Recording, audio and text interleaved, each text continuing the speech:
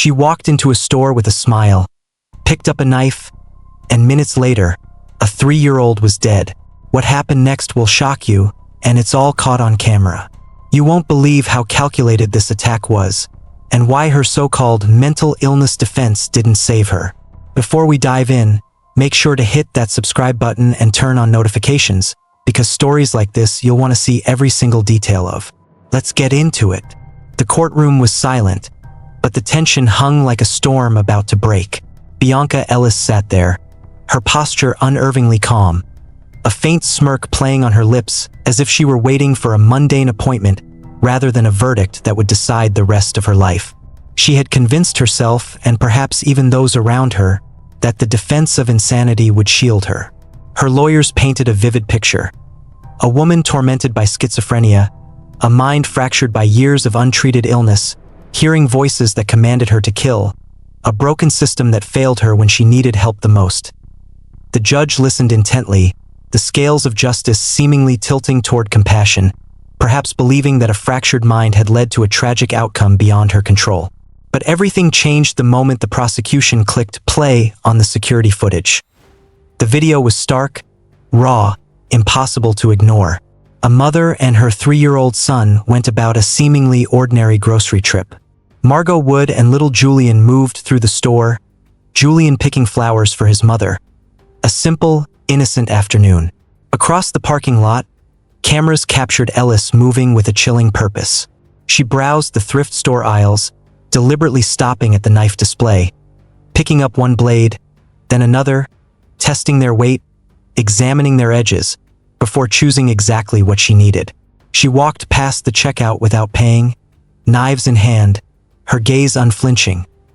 The footage traced every step, every calculated pause.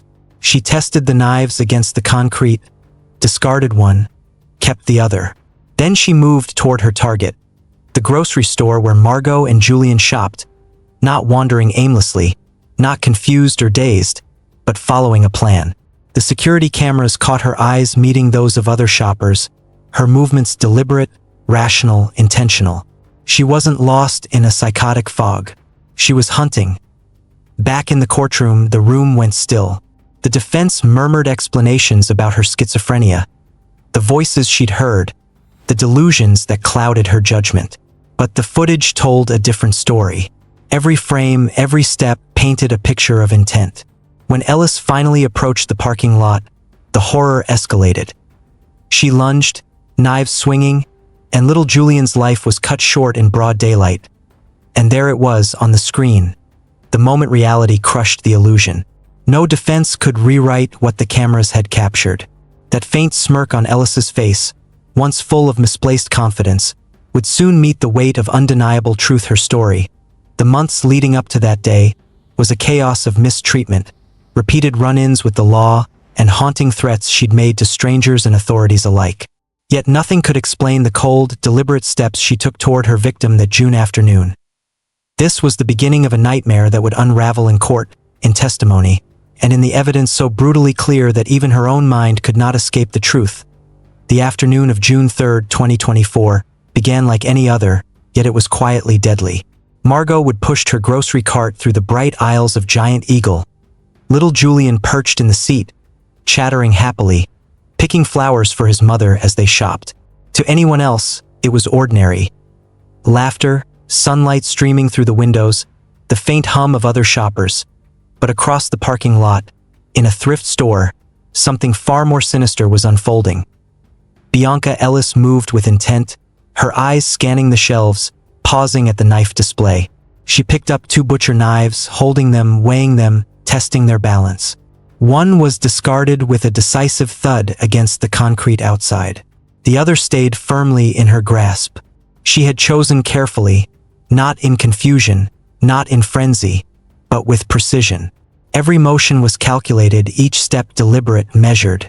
Surveillance cameras from multiple stores would later capture her every movement, a chilling trail of premeditation that left no room for doubt. Minutes later, she entered Giant Eagle. Her gaze swept across the aisles, making eye contact with unsuspecting shoppers, adjusting her grip on the knife with quiet determination. And then she saw them, Margot and Julian. She followed, not closely enough to startle, but near enough to track their every step. The footage showed her weaving past displays, past other shoppers, her movements fluid, deliberate, purposeful. She knew what she was doing. She had a target, and every choice she made was toward that end. When Margot headed for the checkout, Ellis moved ahead, positioning herself by the exit. It was a small, subtle act, but it revealed a frightening level of foresight. She was cutting off escape routes. Nothing in the footage suggested chaos or confusion. She paused, waited, and then the final act began. Outside, in the parking lot, the attack unfolded in horrifying seconds. Margot pushed the cart, trying to shield Julian as Ellis charged, knives raised. Julian screamed. Margot screamed. And in that moment, a mother's instinct collided with a predator's calculation. Paramedics arrived, police swarmed, and witnesses would later describe the scene as a blur of fear and blood. Julian's injuries were critical, life-threatening, and despite desperate efforts, he would not survive. Margot bore physical scars, but the emotional ones ran infinitely deeper.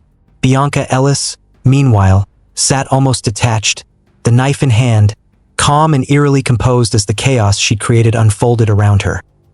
Her history would later reveal a pattern of alarming behavior. Arrests, psychiatric hospitalizations, delusional statements, and repeated attempts to get herself detained.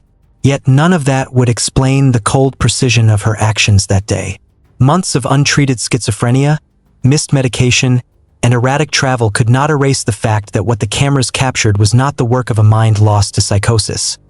It was a mind executing a plan, step by step. By the time she was apprehended less than a block away, sitting quietly on a curb with the weapon nearby, the truth had been silently documented, waiting for the courtroom to reveal it in full. The footage had told the story no words could soften. This was not an accident, not a moment of madness. It was premeditation. The courtroom was tense, every eye fixed on Bianca Ellis as the trial entered the stage that would decide her fate. Months of chaos, arrests, and psychiatric evaluations had led to this moment, and now the prosecution was ready to strip away the defense's carefully crafted story. Her lawyers had argued that voices in her head, a long history of schizophrenia, and a broken mental health system drove her to commit the unthinkable. But the prosecution had a weapon more damning than any testimony, a series of security camera recordings that would unravel her entire claim. The footage played, frame by frame. First, the thrift store.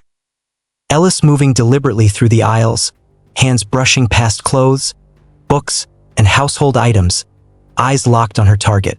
She paused at the knives, testing, discarding, keeping exactly what she needed. This wasn't confusion. It wasn't disorientation. It was careful selection. Every motion, from the grip of the knife to the angle she held it, suggested a mind fully aware of her actions and their consequences. Next, the parking lot. She walked with purpose, knife in hand, testing its edge against the concrete. One knife discarded, the other held firmly. Surveillance cameras from 3 different stores chronicled her every move. She approached Giant Eagle, where Margot and Julian shopped, and her behavior remained eerily controlled. Eye contact with other shoppers, fluid navigation of the aisles, deliberate positioning, all evidence that she knew exactly what she was doing. Then came the most chilling footage, the attack itself. In the parking lot, the sequence of violence was captured in horrifying detail. Margot shielding Julian, the desperate attempt to protect him, the knife striking again and again. Julian was fatally injured. Margot bore wounds as well, but her child's life was stolen in a moment of unthinkable cruelty. And throughout it all, Ellis remained disturbingly calm, almost detached, the very image of someone who understood every step she was taking in court. The defense called an expert psychiatrist, who testified about the severity of Ellis's schizophrenia, explaining how auditory hallucinations and delusional commands can feel impossible to resist. But the prosecution countered with their own psychiatric evaluation. Despite her diagnosis, Ellis's actions on that day were goal-directed, calculated, and conscious. She understood right from wrong. She made deliberate choices. Her mental illness did not erase her ability to plan, to target, to execute a murder with terrifying precision. Then came the final blow. Footage from her arraignment months later showed her smirking at the camera as the judge read the charges. Charges that included the murder of a 3-year-old boy. The jury saw her expression, a smile in the midst of recounting unspeakable violence. The defense claimed insanity, but the video told another story. This was intent. This was awareness. This was premeditation, impossible to ignore or excuse. As the courtroom absorbed the evidence, the narrative of a confused, psychotic killer shattered. What remained was the stark truth. Bianca Ellis had hunted, planned, and struck with chilling clarity. The child's life was gone. Justice, as the world would soon see, demanded recognition of the deliberate, conscious cruelty that had unfolded that June afternoon. The months leading up to that June afternoon painted a portrait of escalating instability, yet also of troubling, deliberate behavior. Bianca Ellis had been diagnosed with schizophrenia in 2011, a condition that brought her hallucinations, delusions, and periods of hospitalization. But her life wasn't defined by illness alone. It was marked by defiance, erratic travel, and a disturbing pattern of seeking confinement. Court records revealed that she had been arrested multiple times in the year before the murder, often for minor offenses or disturbances, and she repeatedly demanded to be jailed. Yet between these arrests, she moved freely, hopping between states, from Cleveland to California, New Mexico, and Florida, a woman untethered, living off Social Security disability benefits that were meant to secure housing and treatment, but instead funded her transient, chaotic lifestyle. Her interactions with law enforcement were bizarre and telling.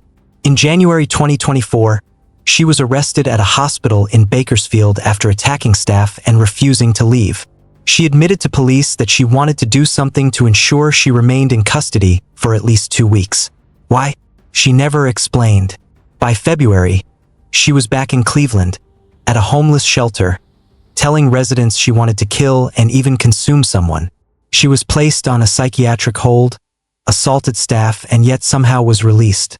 Each of these incidents could have been a red flag, each a chance to intervene, but the system repeatedly failed to restrain her or address the trajectory that would end in tragedy. In May 2024, Ellis's behavior continued to spiral. She showed up at a hotel in Florida, refusing to leave without payment, creating disturbances that drew police attention. Weeks later, she was back in Ohio, evading warrants for failing to complete a theft education program.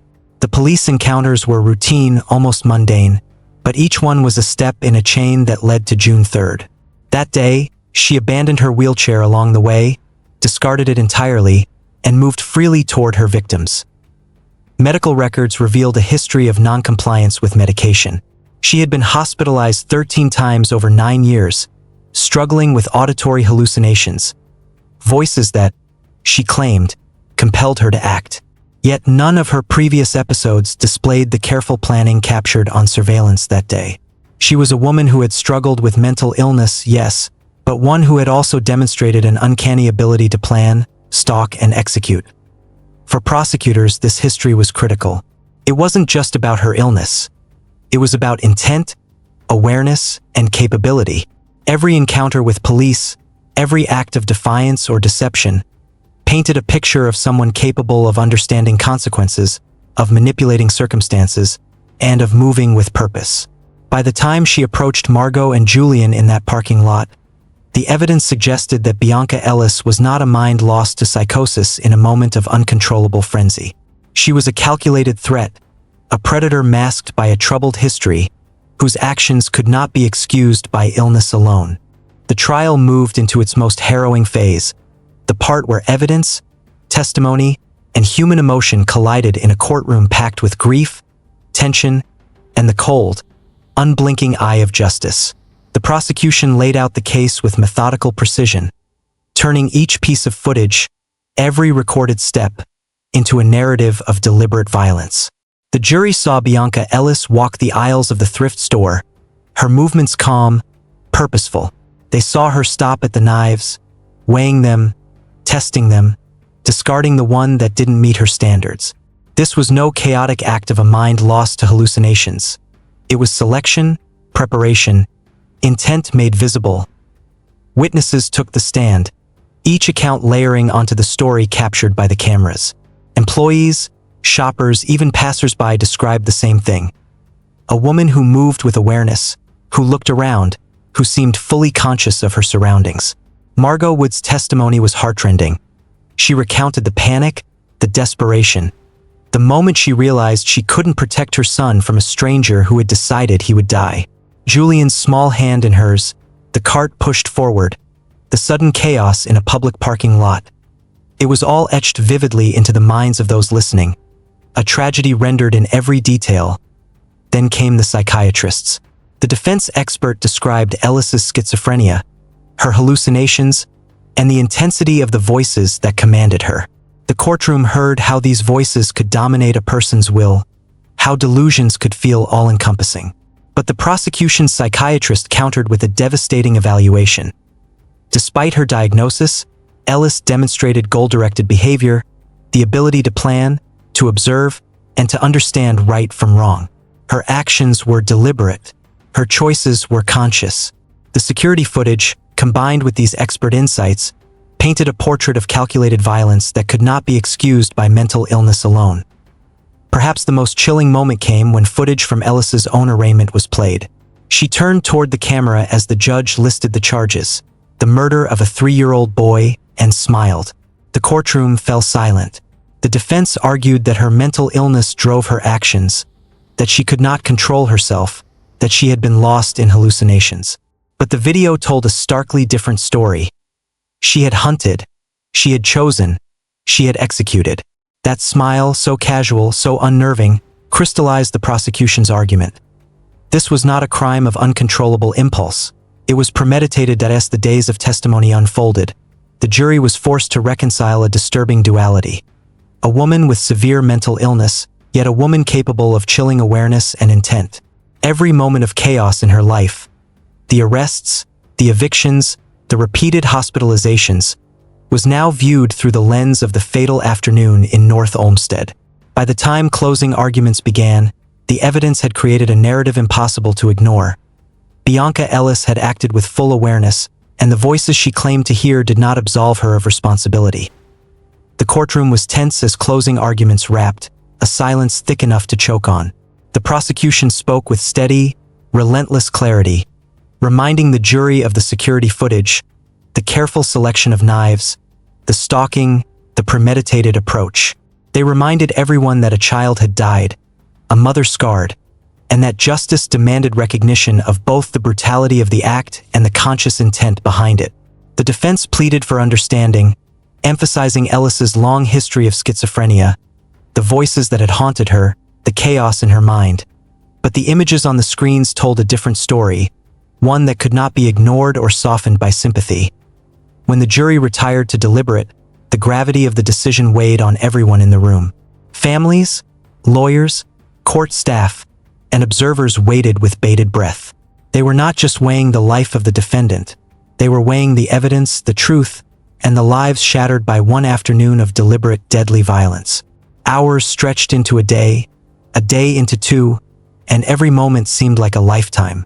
The images of that parking lot, of Julian's tiny body, and Margot's desperate attempts to shield him, replayed in the minds of those who had seen the footage and heard the witnesses' testimony. Finally, the jury returned. One by one, the foreperson read the verdict. Guilty on all counts. The charge of tampering with evidence had been dismissed, but every other count stood. Aggravated murder, 2 counts of murder, 2 counts of attempted murder, felonious assault, endangering children, and misdemeanor theft. Bianca Ellis remained impassive at first, but the weight of the moment was undeniable.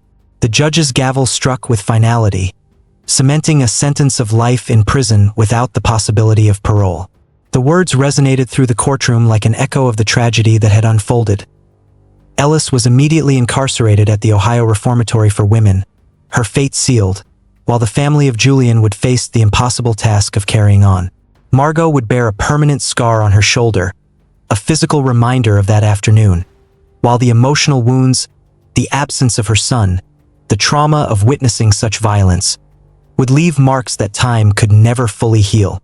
Julian's father, Jared, expressed the unbearable pain, the void left behind, and the small comfort that justice, at least, had been served, Even after the verdict, legal proceedings continued. Ellis's attorneys filed an appeal, arguing that her severe schizophrenia had not been adequately considered and questioning whether the jury had been properly instructed about the insanity defense. Yet the evidence remained undeniable.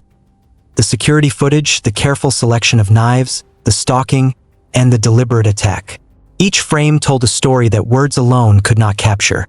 A chilling reminder of the deadly consequences of one person's choices. In the end, the case of Bianca Ellis stands as a harrowing intersection of mental illness, criminal responsibility, and cold, calculated violence.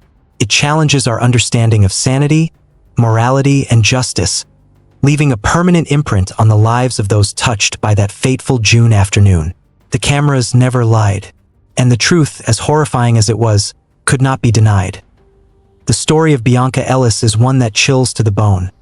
A calculated act of violence that destroyed a family in minutes, captured in stark detail by security cameras that would become the centerpiece of her conviction. A mother lost her child, a community was shaken, and the line between mental illness and moral responsibility was put under a harsh spotlight.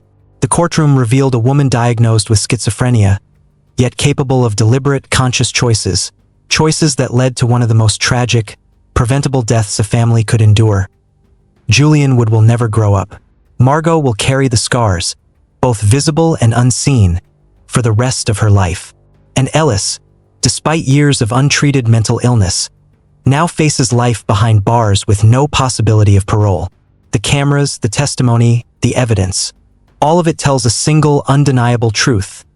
Actions have consequences, and intent cannot always be hidden behind a diagnosis. This case serves as a grim reminder that violence can wear many faces, and that sometimes the most ordinary settings, a grocery store, a parking lot, can become the stage for unspeakable horror. It forces us to question, to confront, and to remember the fragility of life and the responsibility we hold toward one another.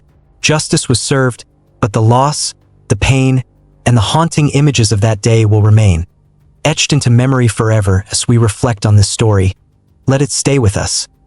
The warning is clear, the tragedy is real, and the consequences are permanent. In a world where a single decision can change lives forever, we are reminded how fragile safety and innocence truly are. If this story left you shocked, make sure to subscribe and hit the bell icon. There are more true crime cases, chilling footage, and shocking twists waiting for you.